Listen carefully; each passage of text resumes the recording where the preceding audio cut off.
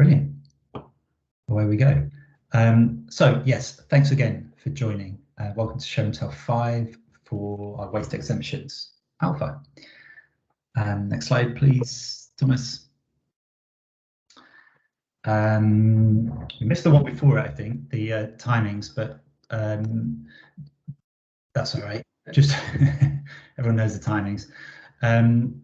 Yes, so 2 big events on this team slide, which we usually go past. One, we have a new team member I'm going to introduce. 2 is that, as ever, we've changed one of the team into a celebrity, so extra points for if anybody can spot that. But Michael Nottingham has joined us, content designer, as of this morning, which we're really excited about. So instead of me making a mess of what Michael's done before, Michael, a few words from you. Hey everyone, I'm Michael. As Pete said, I joined today, joining Sam as the 2nd content designer on waste exemptions. Little bit about my background. I started working as a content designer about actually 10 years ago this June. Held a lead role there and have since worked across the public sector, including at Citizens Advice, a range of government departments and agencies. I've worked on web content transformations in the last couple of roles. And I'm really excited to get back into services, basically, content with services, which was my focus on things like teaching vacancies at DFE, the cabinet offices, ethnicity facts and figures. And yeah, I'm looking forward to helping Natural Resource Wales create services and content that meet users' needs and that they trust and turn to. Thanks, Michael. You are very welcome to join us, and timing is perfect. We're going big around the content space, so 2 content designers were spoiled. And for any eagle-eyed out there, it's Sam has become Penelope Cruz in this picture because they are identical. Next slide, please. Wow, this one has reappeared. Okay, so just to confirm, I'll stay on time. Don't know if the order's got tweaked somewhat. Next one, please, Thomas. Yeah, here we are on the schedule. Slowly, the only thing that changes here is the arrow at the top, but you can see how we're getting close to nearer to the end of sprint, taking us through into some point in July. Still lots to do, still lots we've learned, and lots we can tell you about now. Next one, please, Thomas. It's been slow today, isn't it? Teams is having a week off. So, right, lots to tell you about. So I'm going to be handing over to Graham, user research.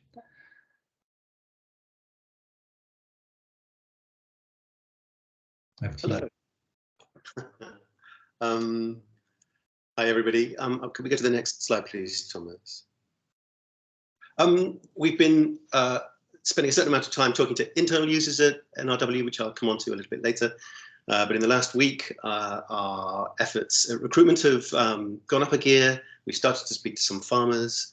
We've made use of some good contacts we've got from NRW. Please shout if you know a farmer, as we like to say.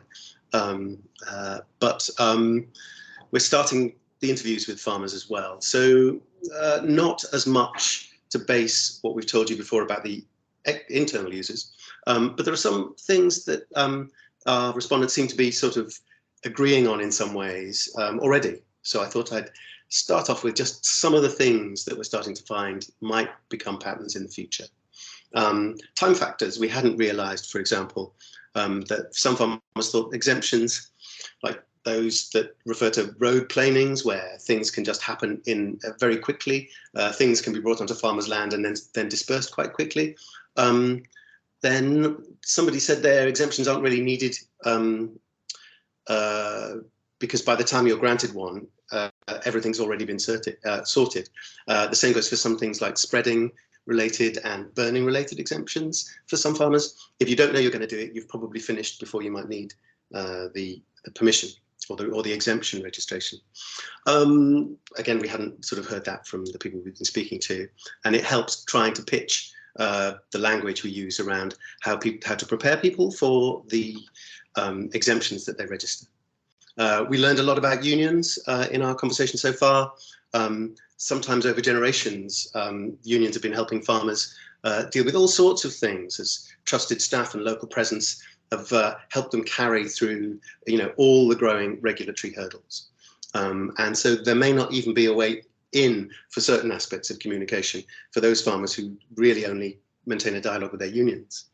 Absorbing knowledge for farmers, some people go to agricultural college, but mostly farmers are absorbing knowledge all day, every day, at meal times, socializing in markets, with customers, and information just is a constant stream, often from a young age. And so thinking about how those knowledge networks and systems and where beliefs and understanding arise, hopefully will help us sort of shape content as we sort of go through the project.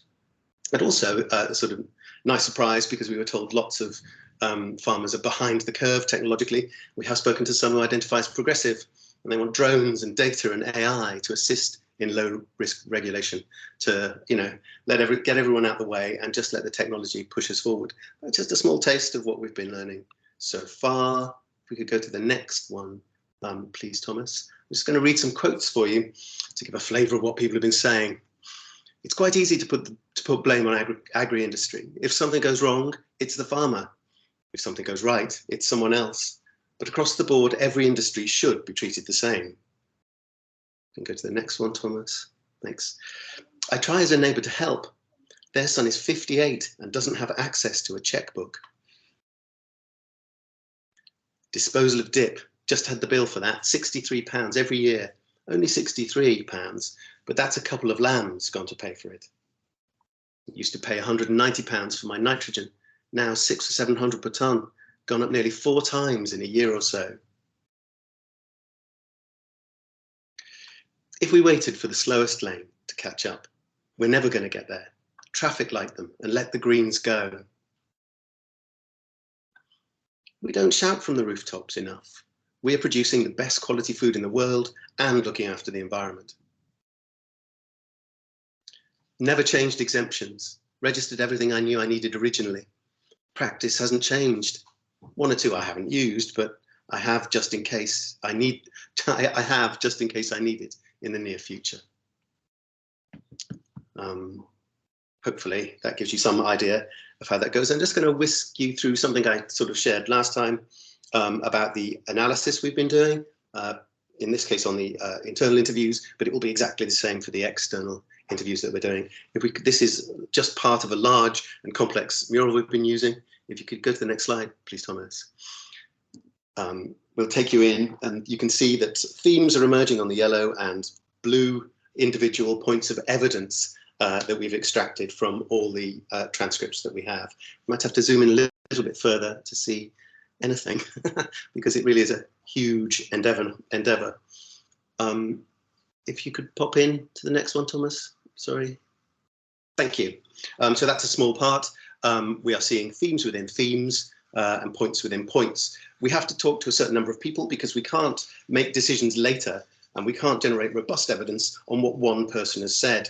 We have to triangulate, corroborate, make sure we test what we've heard and understood that it matches with the other things we've heard before we move forward. And it's the sticky inching post-its around less interesting bit of user research where all the really important stuff does happen.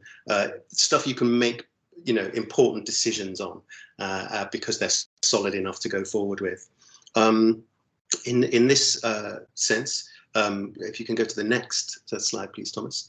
We're taking everything we've got and we're putting it through this weighing of context, needs, insight, and behaviours. And what this will do is let us ignore lots of the things that we hear, to say these aren't things we're dealing with, these are the things that are not soluble, and identify the things that we can take forward for NRW and check them with people before anything's built or made or tested. So that's just a kind of small insight to underline why we're doing these things the way we are, and all the user research that will come in from our farmers and the people who talk to farmers will run through the same sort of process. We could go to our next one. I think I'm handing over now to Adam. Hi everyone. So I'll take you through some of the design work we've been doing before passing over to Sam, who will dive into some of the more content-driven stuff. So we've continued to look into the pre-application advice service. So the routes that people go to understand if they need a permit, and also to sort of the non or sort of informal routes they go to get advice around the regulatory options that they require for their activity. Sorry, next slide, please. So yeah, we're looking at exemptions, and we're looking at the content that enables users to register the correct exempt activities and to comply with those conditions. So why are we looking at the pre-application advice service, which is primarily aimed at people who are after a permit? The reason why, sorry, just jump onto the next slide, is that people are using more than the website to get this information. They are also considering the option they need, the regulatory option that they need for their activity. So that they probably won't be phrasing it like that, but essentially they have an activity in mind, or they have a business, or they run a farm, and they need to know what they need from NRW to be able to do that activity. And what we have found is that there's sort of two sides of this that are quite interesting for us and can inform the work that we're doing.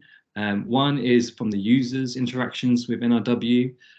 So to create an online service that supports them, which is our aim, we need to understand how they are making that decision now, what support they're getting from NRW to do that, and how that support is provided as well. Because that how could then lead to show where the website is maybe weak or strong, where it needs to be improved, where things are missing.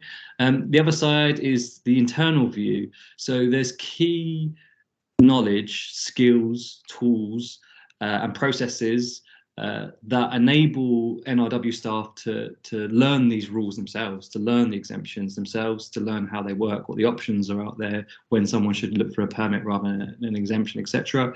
But also ways in their minds that they are filtering out, understanding the user's situation and saying, okay, this business or this operation needs these regulatory options. So that way of figuring out what is required, if we can get to the heart of that, maybe some of that can be extracted and actually be part of a digital service or experience, rather than needing the user to speak to the customer hub or to an area team, for instance.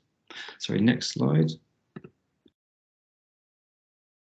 So we spoke to an area team in this sprint.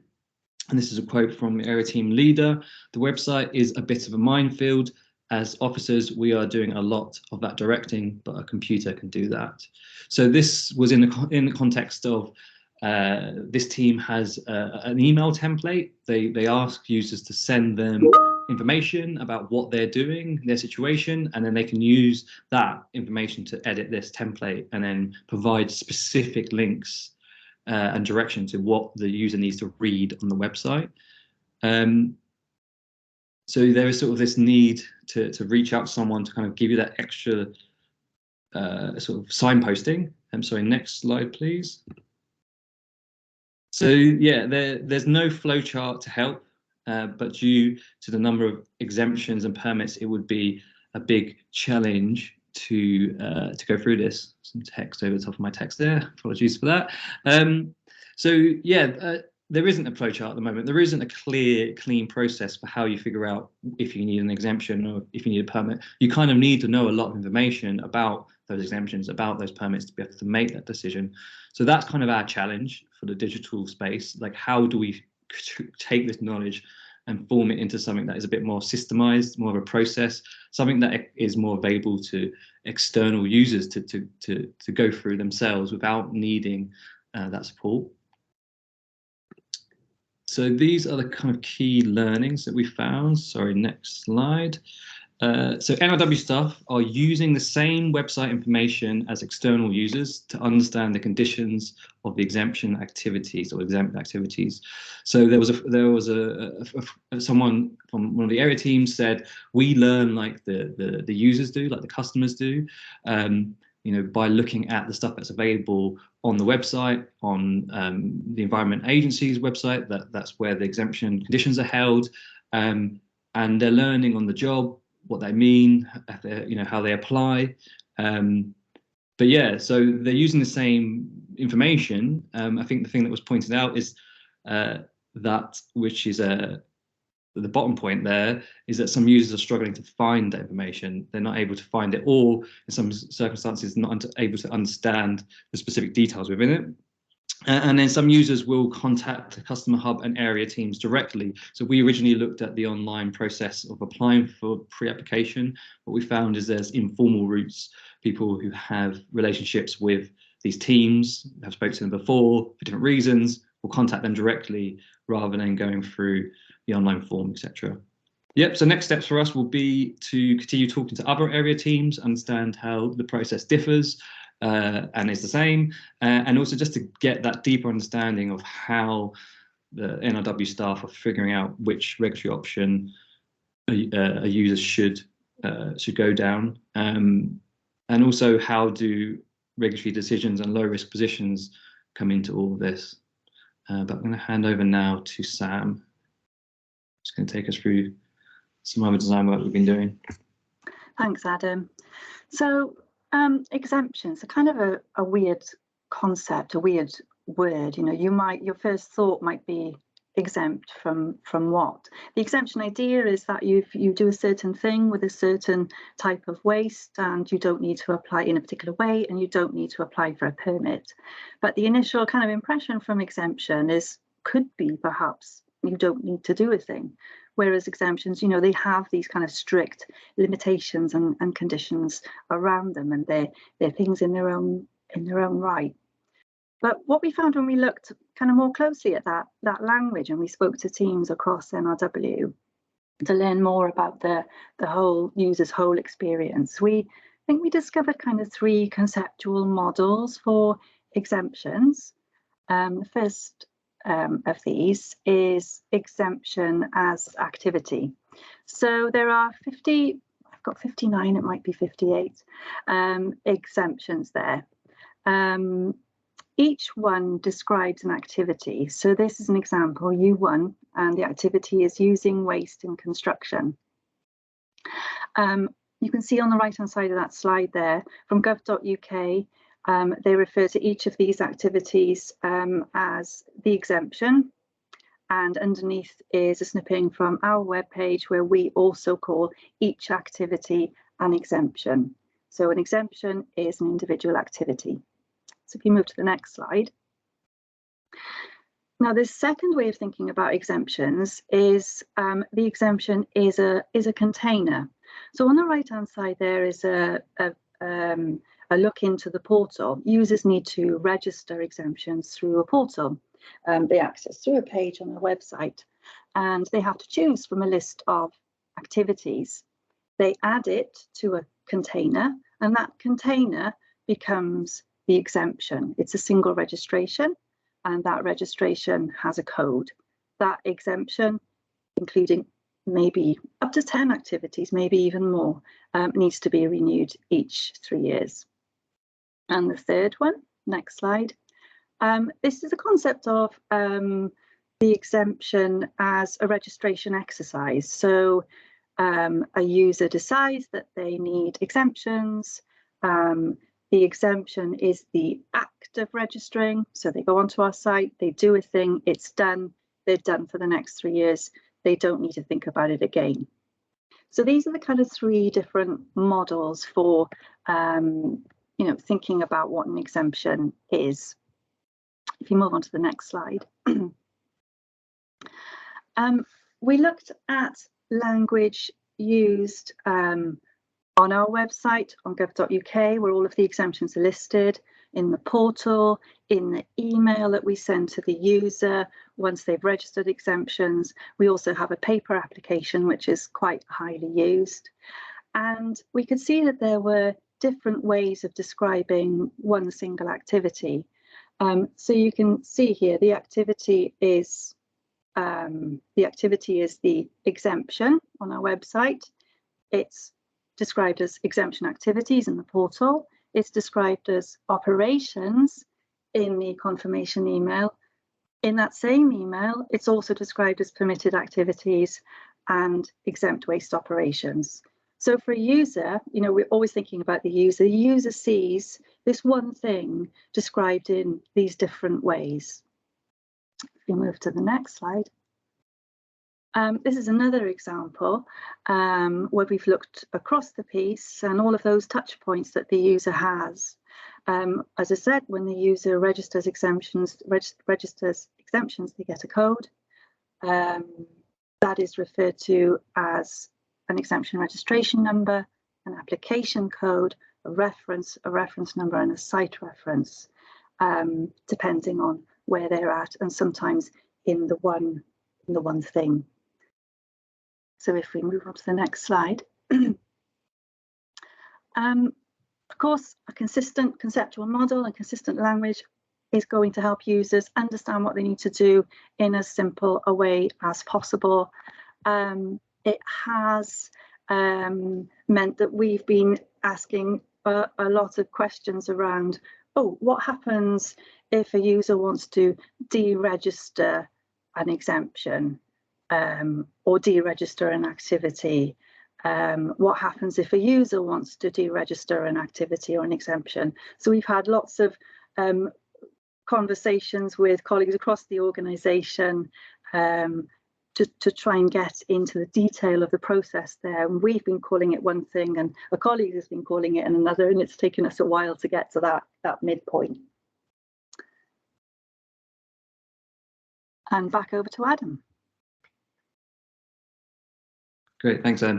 So I'm going to take us through some of the sort of sketches that we've done. So this is myself and Sam kind of exploring this problem, trying to understand it in a bit more detail, something that will get us closer to producing a prototype to put in front of users. But I'll share my screen now. Okay. So this here is, apologies if I move around quickly, I'm used to shooting around these things. This is a live exemption, so this is actually the portal. I've redacted some information, but all of this is public, but just thought it would be best to.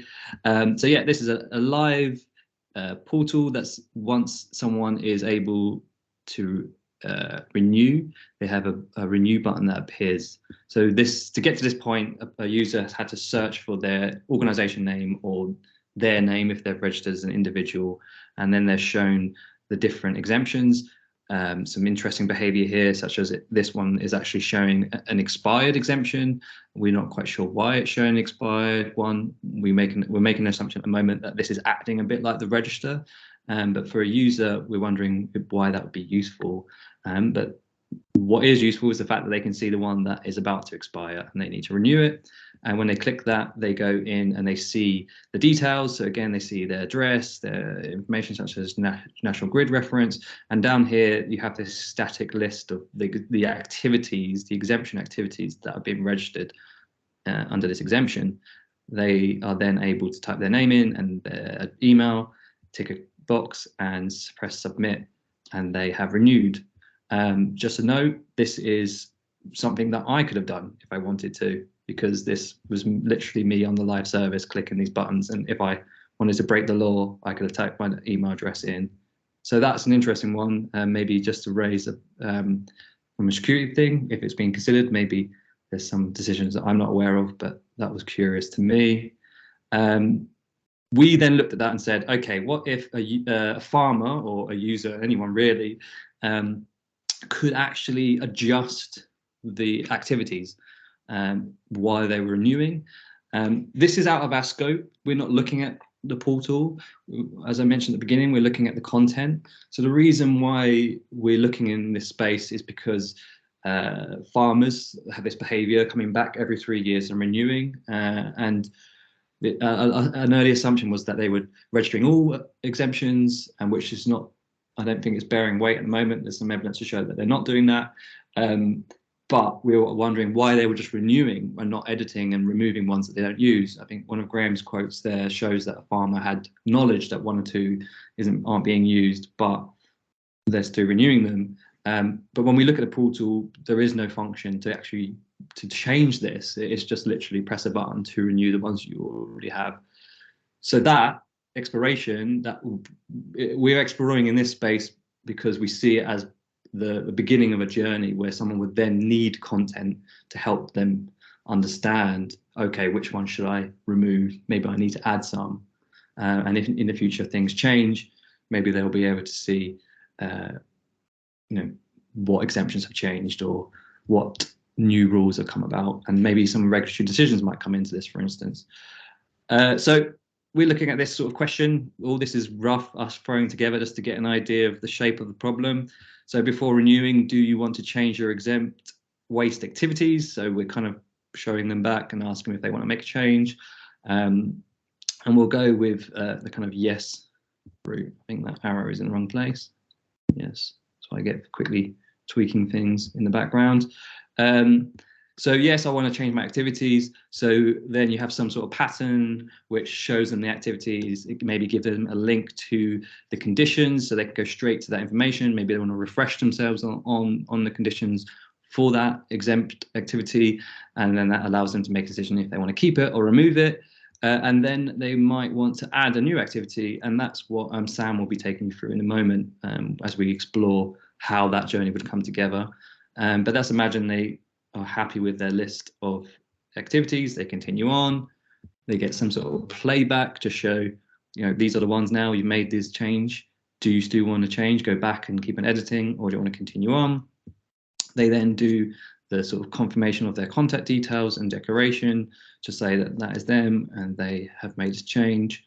And then we had this idea of sending them an email, basically saying, okay, these are your conditions. And as you can see, I can't be able to type out the full exempt activity title, but this way it kind of creates like a reference for them, because the aim of these exemptions is that people comply to them, and to be able to comply to them, they may need to reference back to them over time. So we started playing around this idea of creating sort of a reference library or something where people can quickly come back and go, okay, am I about to go over the threshold of how many tons of brick I'm allowed to use for this exemption? How do I know what to do if I am heading towards that? So they might want to come back to figure out if maybe it's time for them to start looking into a permit, or maybe it's time to curb their activity so that they stay within the exemption. So yeah, I'm going to hand back to Sam, who's going to take you through the kind of content work that we've been doing in that space. Thanks, Adam. Yeah, so we've been starting to look at the content journey and, the choices that we're asking users to make, when they come to our site. So in these kind of sand-coloured post-its there, we're asking users, are you doing something on a linear network, which is a special kind of place, like could be a canal or a road? Because if you are, you can only register a certain number of activities, and you can't register online. You need to call the customer hub. And then another decision: are you handling electrical equipment? Because if you are, you need to go somewhere else to do this thing, and you also need to pay. If you're not, you keep going. Are you registering more than 30 sites? If you are, you can't do this online. It's a customer hub call. Is your activity low risk? How would you know if it's low risk? Where do you go to find out if it's low risk?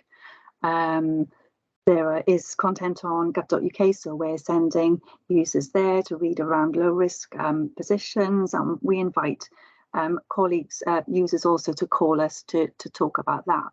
So we're then moving on to what are you planning to do with the waste? What's your activity? And these are categorized around in 4 kind of broad categories: using, treating, storing and disposing of waste, with the exemptions kind of listed underneath those. We've been exploring, let's have a look. Yeah, so we kind of had a little think about what was going on there and whether we could take users through a journey. Are you repairing or refurbishing? Yes, no. If it's no, you move on to the next. If it's yes, then you go off to the kind of register your WE exemption. Some questions on pink post-its there, which we've had Gerrington John to answer for us along the way, which has been great. If we move along there to the list of exemptions, right, these are the long lists of exemptions under using, storing, treating and disposing of waste. So this is kind of as they appear in the portal, with the guidance on how to comply with the conditions for each exemption on gov.uk at the moment. So a lot of reading to go through. We've got little side there, red tractor, and I don't know if you can see, that's a little ghost. Marvin, who's been supplying us with data, who's been completely amazing, has given us lots of data around numbers of exemptions registered, and the ghost shows us exemptions that aren't registered by agri users, and the red tractor, these are agri farmer users registering these exemptions. So we can see which are the kind of the most registered and the least registered, and those which aren't registered at all by that kind of user group. We've been playing around with this kind of idea of, is using, storing, treating, disposing, is that a mental model that works for our user group? Is there another way of kind of unpackaging these exemptions and repackaging them in a way that might make sense for you as users? And that's something we can play around with. So does it make sense for there to be a group of exemptions under spreading? Similarly for burning there. So we've grouped by activity type, another one there for building, another for storing. It may make sense, it may not make sense. We're breaking this up and we're playing around to see, you know, if these things make sense to users, and helps people find the information they need to be able to get their task done. We have some other ideas we're exploring at the moment, and that's grouping by the waste type. So the thing I have, crops, tires, soil, stones, wood, is that an option? Is that a mental model that works for our users and helps them meet their needs? Another grouping, a potential grouping, is most commonly used. We think there are some exemptions that are perhaps never registered. Certainly for this sector, there are ones that are, you know, that farmers will pretty much always need to register. So is that a way of doing it? And maybe by business sector, and a question there about a search, tell us what you want to do. So this is all ideas at the moment, and all ways of us exploring how we can break this content up and package it in a different way to help people find what it is they need to do. And all things that we will be exploring with users. Thanks, Adam. I think it's over to Thomas. Okay, back to the presentation then. I'll find the right slide. I'm going to be talking about some of the analytics from the website and the customer hub data that we've got. I wonder if I can do do this fun thing where I appear on the presentation. Bit of fun. So I will try and rush through this. Well, not rush through it, but speed through it as quick as I can. This is, I'm in the way now, aren't I? I'll go back to normal.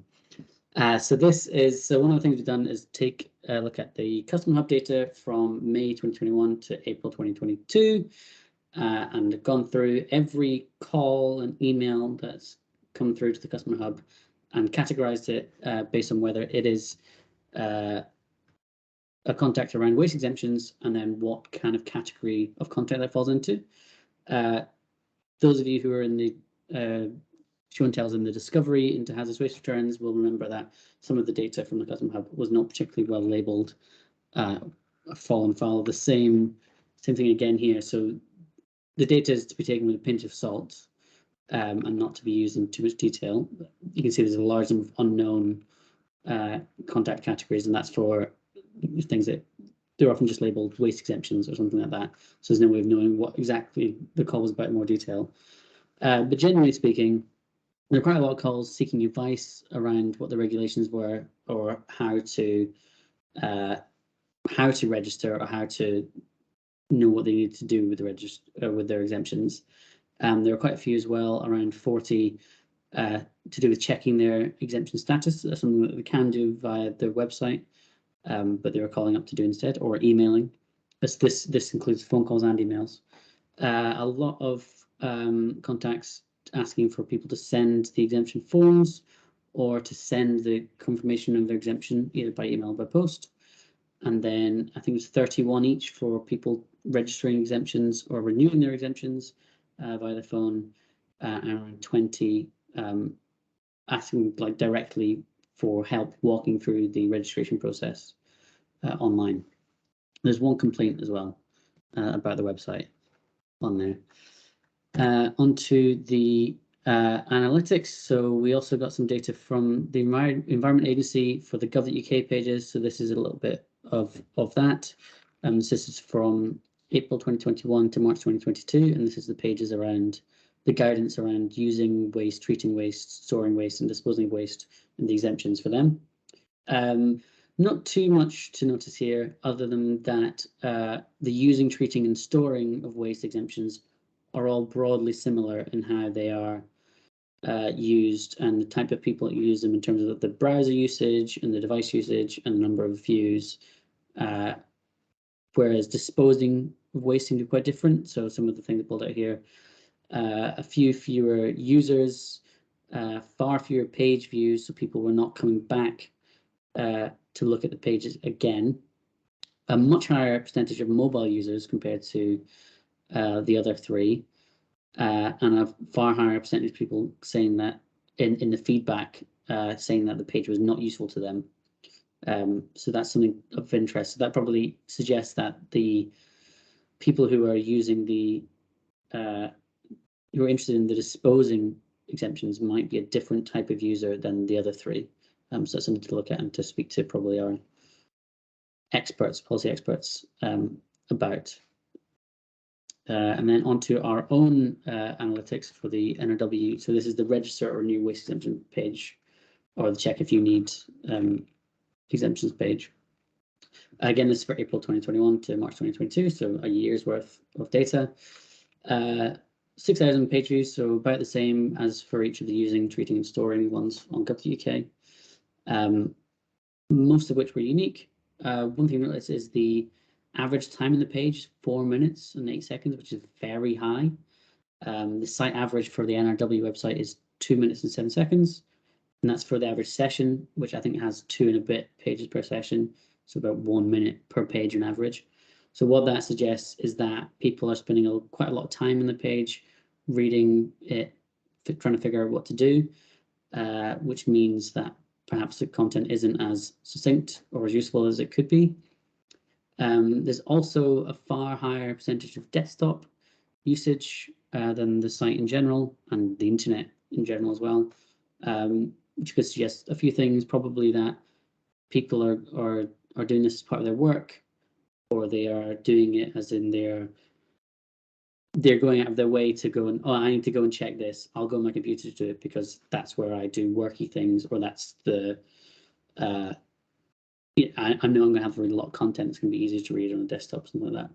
It could also suggest that the types of people who would use this page would not necessarily be big mobile phone users or smartphone users.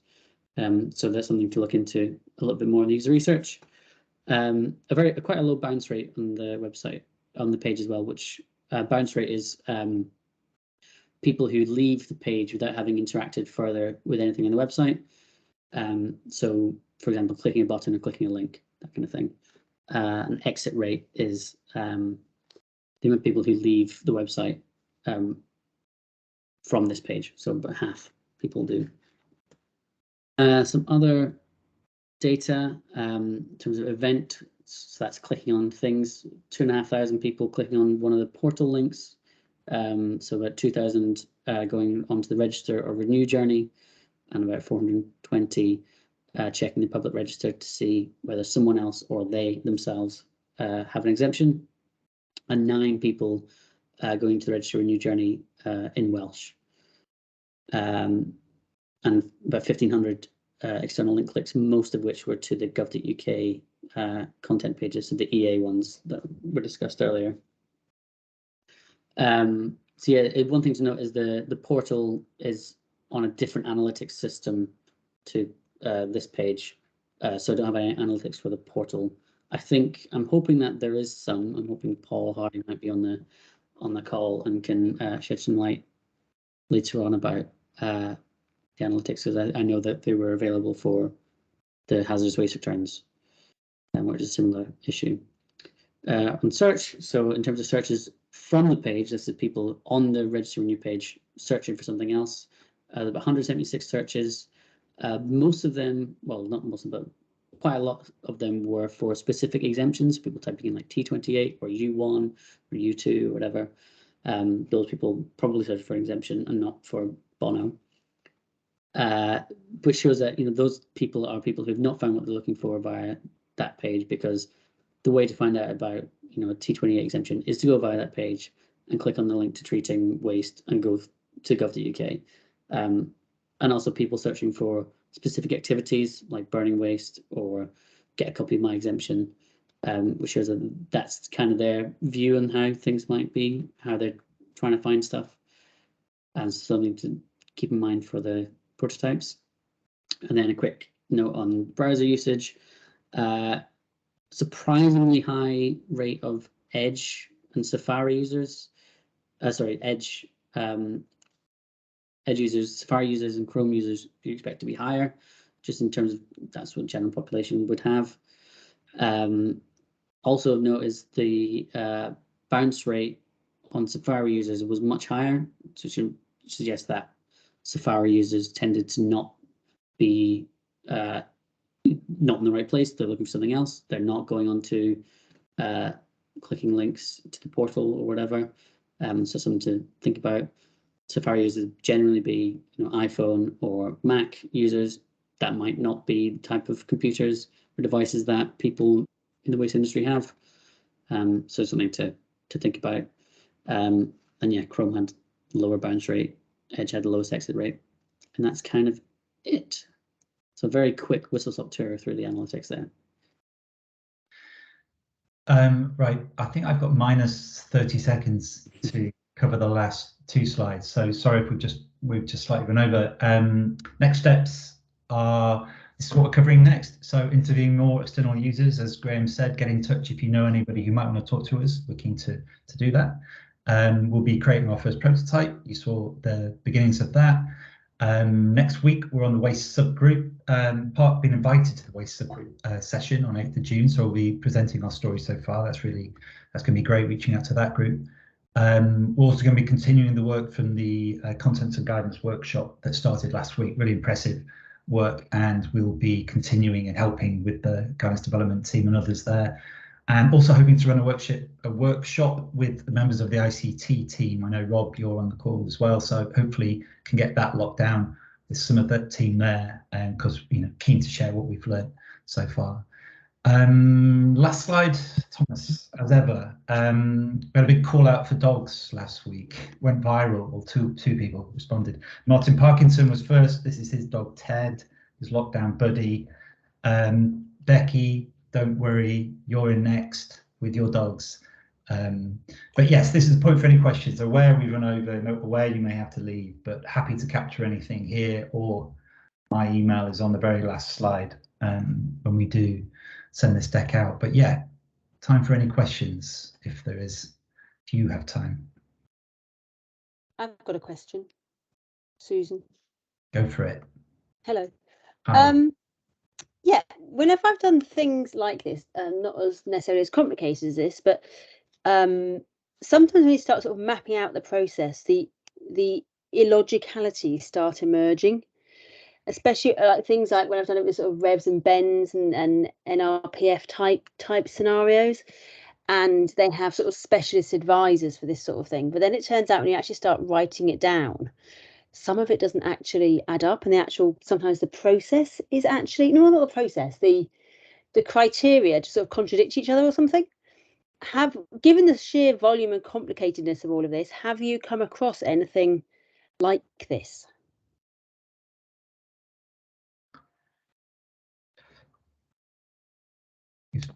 you've stumped us. Who's coming up with the response? It's in the details of the exemptions at the moment, myself and Sam, and I think one of the things that we have started to see is the amount of things a user needs to know to be able to figure out if that even is what applies to them. I think one of the things that jumped out today was a few exemptions talk about being near watercourses, springs, boreholes, which I found out what that was.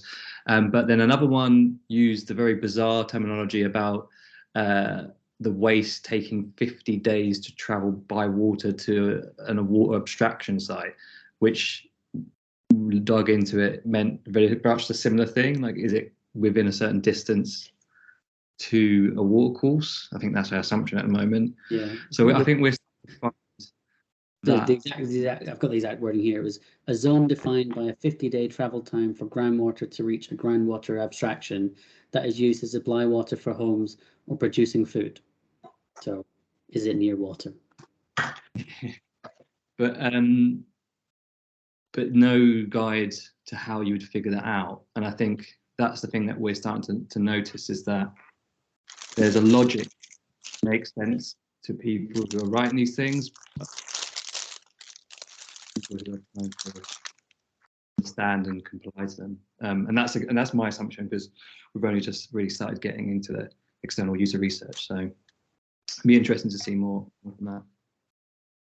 So, Sean, just on abstractions, sorry, I didn't put my hand up, I just brutally barged in. On abstractions, I can put you in touch with the right people to talk about that. So abstractions are taking water from a watercourse to do whatever. It might be a campsite, caravan site, it might be a farm, but I can put you in touch with the right people to find out about how you find out where the abstraction points are.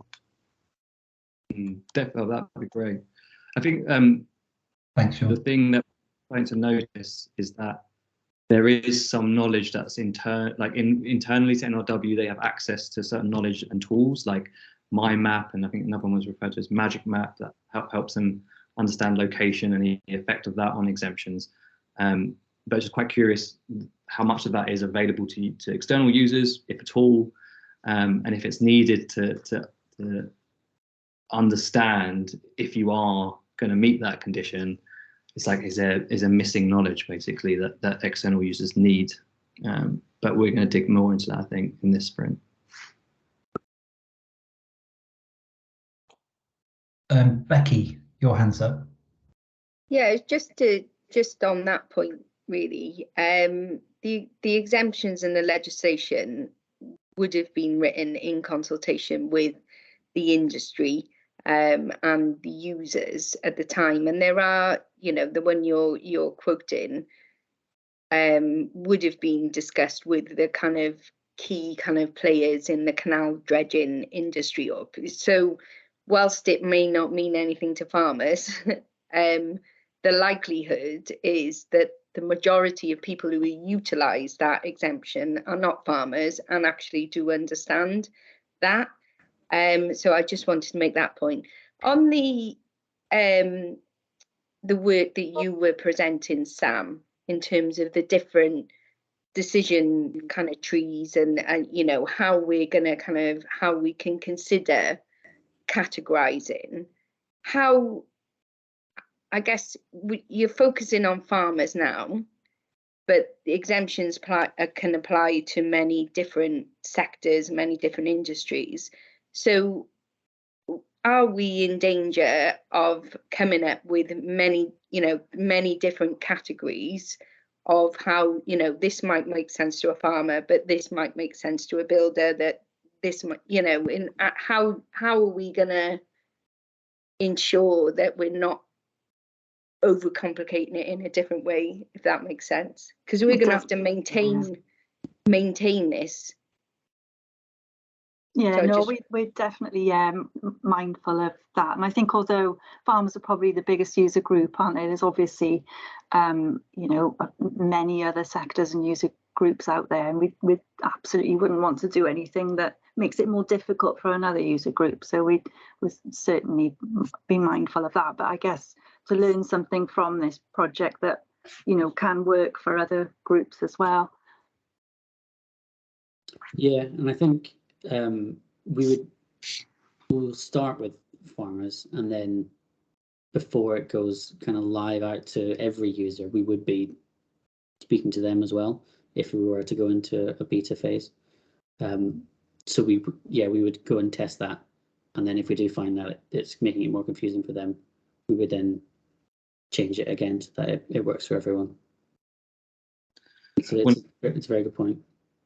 One of the values of doing the exploration work now is that, from our own ideas and ones that we'll glean from the research we do with farmers in this instance, is that we can experiment and say, does that work? Like, if you actually were to organize exemptions in that way, does it hold together?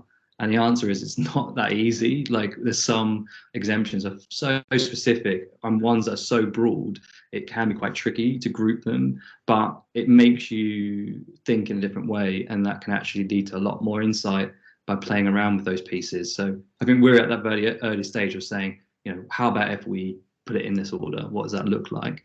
And then maybe down the line, we can start to understand actually what is the mental model that farmers have, and does that correlate to any of the ideas that we have?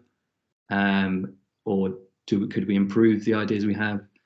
Or maybe some of the ones we have, we put in front of a farmer, even though they don't tell us it, would actually make sense to them, and you can start to see how we can align our thinking with their thinking, and hopefully, wider users as well. And I think I've flagged to you, and I haven't got a copy of it, when the requirements were first brought in to the farmers, a lot of effort was put into translating the exemptions into what does this mean in terms of common farming practice.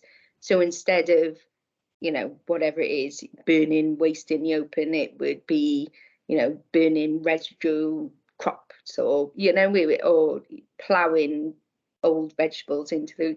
So I don't know if anybody has got a copy of that, but that seemed to work quite well, particularly when we were kind of talking them through it, which of these activities are you doing, kind of thing, but doing it in a way that they could relate to. I funny enough, Becky, I've got a copy of that. It was on the website until end of last year, and your other half asked for it to be removed, bizarrely. But I'll tell you the story again. But the problem with it was because it suggested that the exemptions applied in a different way to farmers than other sectors. That caused a problem of itself. Yeah, I can imagine that. So yeah. There's this kind of tightrope that we're walking about providing tailored guidance, but also make sure it's correct and can't be misinterpreted when we go to court. And I'd like to recreate it somehow, but I'm not quite sure how we do that and whether we got the capacity at the minute. But and if we do it, the other issue was, as you mentioned earlier, if we do it for farmers, why are we not doing it for the construction sector? Else. Exactly. Absolutely. But there was, as you say, there was a good reason for doing it originally, because they were late to the party. And I think we could do something along those lines again.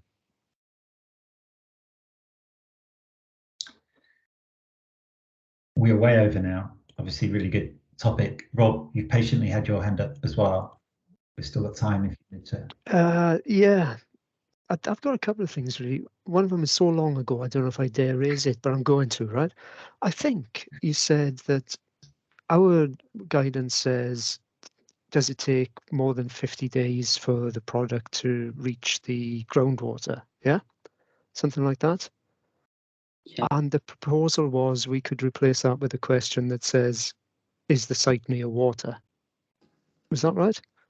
That was an offhand. Yeah, guys, but it's nowhere near as simple as that, is it? Yeah. Because the time, the groundwater could be hundreds of meters away from the site, but the water can still get there in 50 days. So I think we've got to be careful in oversimplifying the questions. Yes, of course. I think for that, it's more of a case of switching it around and thinking, okay, how does someone understand that? If we can give them the ability to say, yes, my site is, okay, that applies to me, or no, my site isn't. That's the challenge really for the content and for the website. Someone who's reading it kind of without having support can make that a good decision. without having to do drilling and die tracing exercises and waiting for 50 days. Yeah. The second point was, yeah, I'm keen to have that workshop with the IT guys. So great. I know I've gone quiet on it, but it's not a lack of eagerness to do it. It's just we're a bit swamped at the moment. Not at all. No, we can make that happen. We can speak offline, Rob. But, yeah. Okay. Thank you. Have to get going. But thank you for those questions. I can't see any more hands up, and I'm sure no one wants to stay here for the whole of the week because it's a short week. So thank you so much for all the questions we've had today and your attendance. I'll make sure that the deck goes out before we all disappear for our long week, and the video as well can be shared for those that can't make it.